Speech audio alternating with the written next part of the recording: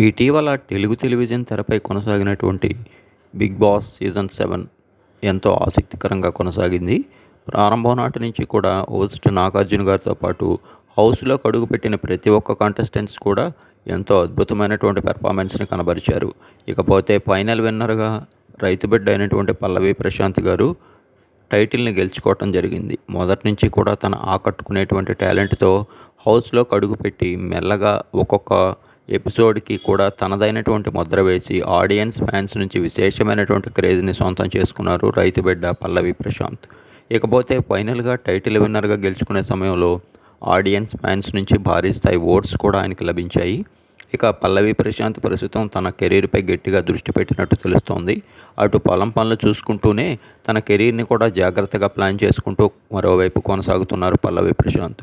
ఇటీవల లేటెస్ట్ టాలీవుడ్ వర్గాల సమాచారం ప్రకారం ఇప్పటికే పల్లవి ప్రశాంత్ గారికి పలు సినీ అవకాశాలు కూడా వచ్చినట్టు చెప్తున్నారు.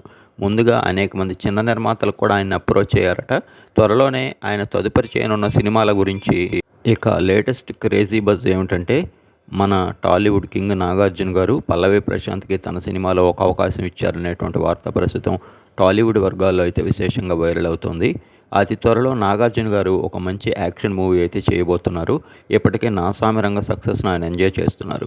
ఆయన సినిమాలో పల్లవి ప్రశాంత్కి ఒక కీలక పాత్ర దక్కిందనేటువంటి వార్త వైరల్ అవుతూ ఉండటంతో దానిలో ఎంతవరకు వాస్తవం ఉందో అనే దానిపై మాత్రం క్లారిటీ రావాల్సి ఉంది. మొత్తంగా ఈ న్యూస్ అయితే పలు సోషల్ మీడియా మాధ్యమాల్లో కూడా విశేషంగా వైరల్ అవుతుంది.